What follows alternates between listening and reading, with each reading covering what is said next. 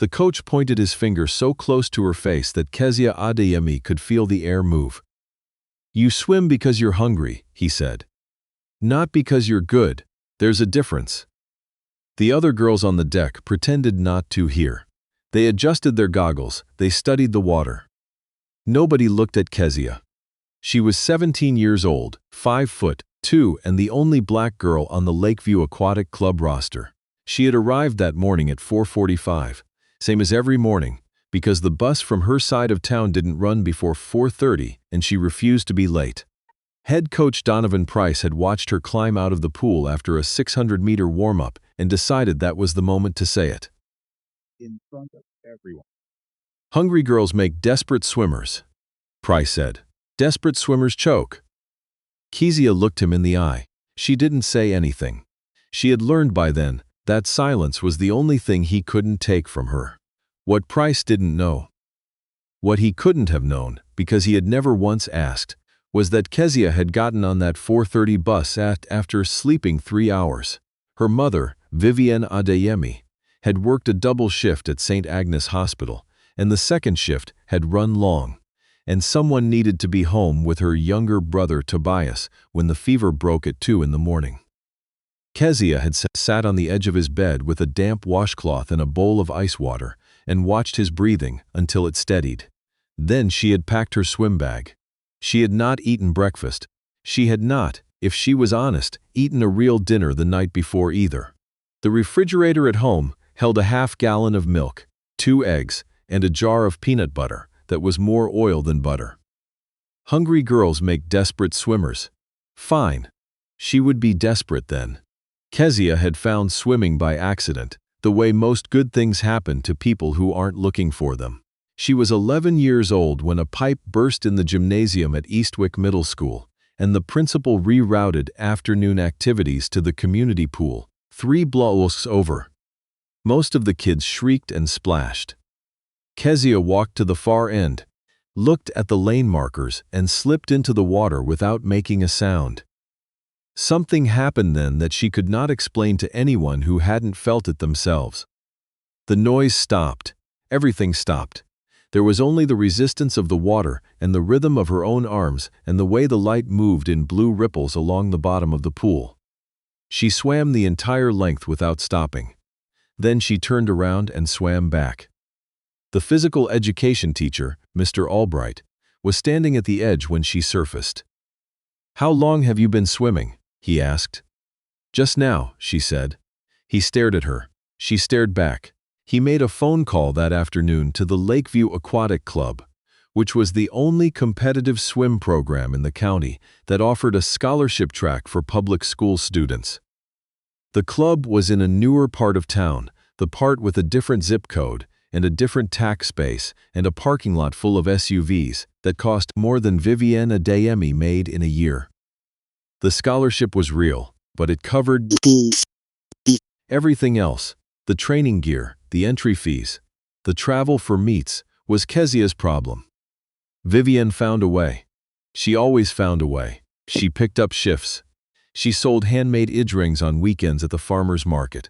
She mended neighbors' clothes for $5 a garment. When Kezia was 13 and needed a new racing suit that cost $90, Vivienne set aside $3 a day for a month and presented the receipt like a ceremony. "You're going to be something," Vivienne told her. Kezia believed her, not because her mother said it, because she felt it in the water. Coach Donovan Price had been running the Lakeview program for 11 years. He had produced 4 collegiate swimmers and 1 Olympic trials qualifier, a fact he mentioned with such regularity that the club's assistant coach, a soft-spoken man named Mr. Tran, had started mouthing the words along silently whenever Price launched into it. Price liked swimmers who came from what he called established athletic families. He liked swimmers who had been in the water since they were 3. He liked swimmers who didn't make him wonder whether they belonged. Kezia made him wonder. He never said anything overtly. He was too careful for that. What he did instead was smaller and more precise. He scheduled Kezia for the earliest practice slots, the ones no other coach wanted. He assigned her the lane with the broken pace clock. When she asked questions, he answered with other questions. When she set a personal record, he found something to correct. When the assistant coaches praised her turns, Price would appear within 30 seconds to observe that her entry angle was off. "He's trying to break you," said her lane partner, a girl named Beatrix Olson. One afternoon after practice, Beatrix was the daughter of a former collegiate swimmer and had been in this program since she was 4. She was also genuinely kind, which is rarer than talent and harder to train. "Don't let him. He's not breaking anything," Kezia said. "Good, because your flip turn is literally perfect and he knows it." Kezia almost smiled. Almost.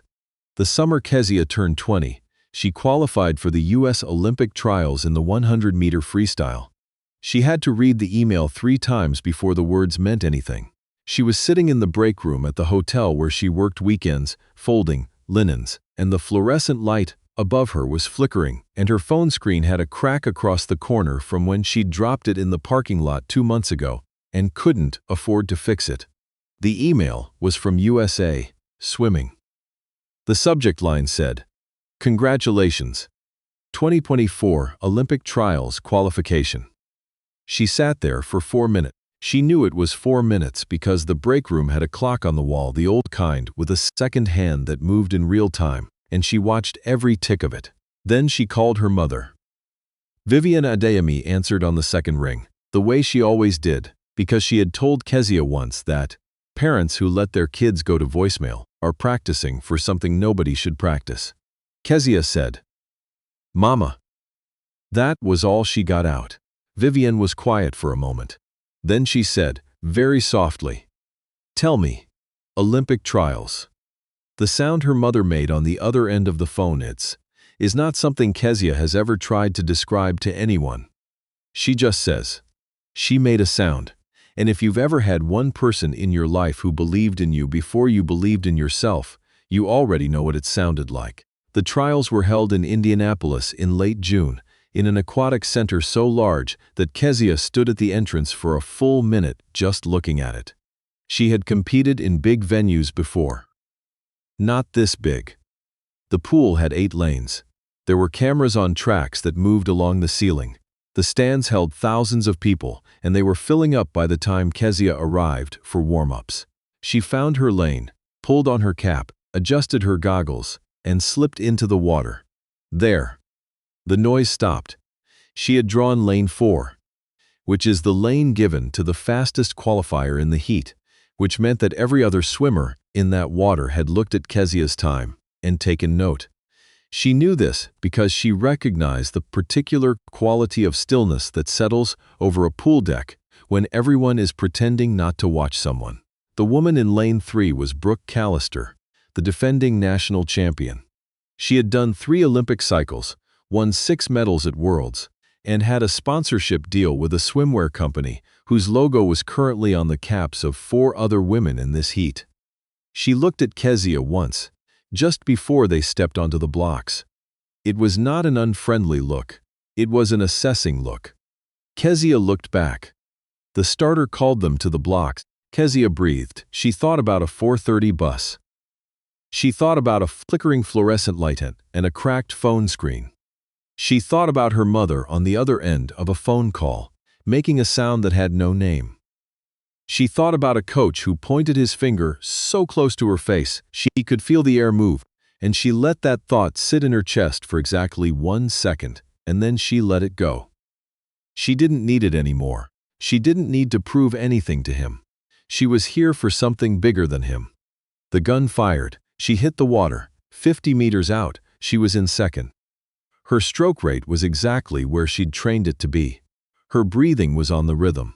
She could feel, in the particular proprioceptive way that elite swimmers develop over thousands of hours, that she was inside her. She turned. 50 meters back, at the 30-meter mark, something shifted. She didn't decide to go. It was less deliberate than that. Her body simply understood that it had been holding something in reserve and that now was the time. She has described it in interviews since then as the water asking you a question and you answering yes. She touched the wall. She looked up at the scoreboard.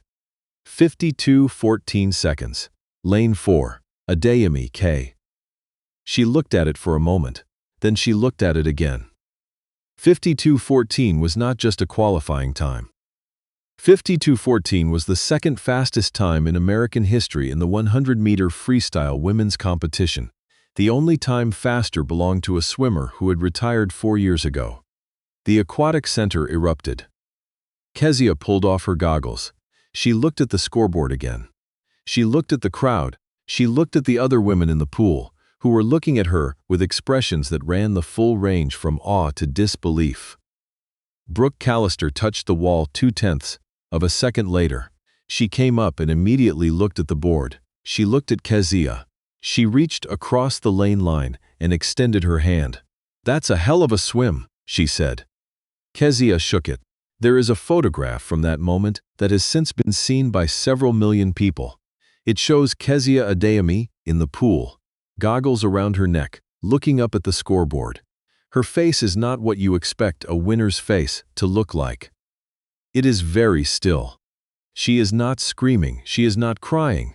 She is just looking at those numbers with an expression that is almost private, like something is being confirmed rather than discovered. The photographer said later that he almost didn't take it. He was framing for the celebration shot, expecting the fists in the air, the tears, the scream. He caught the stillness instead. He said it was the best photograph of his career. In the stands, Vivienne Adeyemi had been sitting in the upper tier with Tobias, who was now 16 and tall and had his mother's eyes and his sister's stubbornness. They had driven 11 hours in a car that needed new brake pads and had shared a room at a Holiday Inn. 12 miles from the venue, because the hotels closer in were $400 a night. Vivienne did not stand up when Kezia's time appeared on the board. She put her face in her hands. Tobias put his arm around her shoulders and said nothing, because at 16 he had already learned the same thing his sister had learned about silence. That sometimes it is the only container, large enough for what you're actually feeling. 3 days later, Kezia Adeyemi was named to the United States Olympic team for the Paris Games. The announcement broke on a Tuesday afternoon, and by Tuesday evening her phone was ringing with numbers she didn't recognize. 2 sportswear companies, a talent agency, a journalist from a magazine she'd read in dentists' offices her whole life. She sat on the edge of her bed in the apartment. She shared with her mother and her brother, and she answered some of them and let others go to voicemail, and tried to understand that her life had just rearranged itself around her without asking permission. Her mother appeared in the doorway with 2 cups of tea and handed one over without saying anything. Kezia accepted it. They sat there. For a while. The apartment was the same apartment it had always been. The refrigerator made the same noise it always made. The streetlight outside the window cast the same orange glow across the ceiling. "You still have to eat breakfast?" Vivienne said eventually. Kezia laughed. It was the first time she had laughed all day.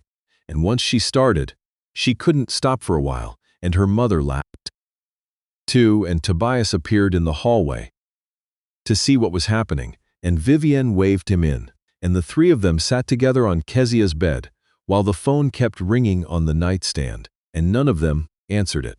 The Paris Games were in late July and early August. Kezia swam the 100-meter freestyle final on a Thursday evening, local time, which was a Thursday afternoon, back in Indianapolis, where Vivienne was watching on a television she had moved from the living room to the kitchen so she could cook and watch at the same time. Kezia was in lane 5. She had qualified second out of the semifinal, which was where she wanted to be. She had slept 7.5 hours the night before, which was more sleep than she had gotten on any single night in the previous 3 years. She had eaten a full breakfast.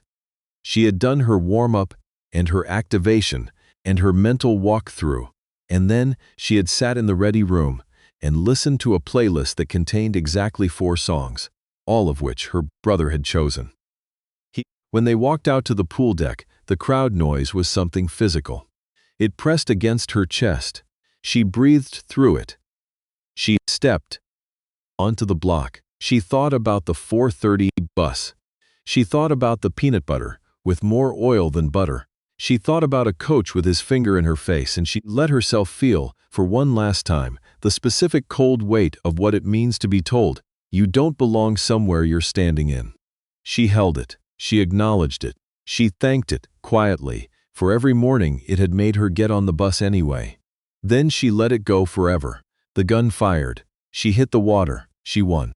50.187 seconds. Olympic record. The first person she called from the village, before the medal ceremony, before the press conference, before any of it, was her mother. Vivienne answered on the second ring. Kezia said, "Mama." She heard her mother breathing. Then she heard Tobias somewhere in the background say, "Tell her we watched every stroke." And Vivienne said, "She knows. She knows, baby." Donovan Price, former head coach of the Lakeview Aquatic Club, watched the race on television in his living room. He has not made any public statement about Kezia Adeyemi. He has not reached out to her. No one has asked him to, and she has not requested it. She doesn't need the apology to make the story complete.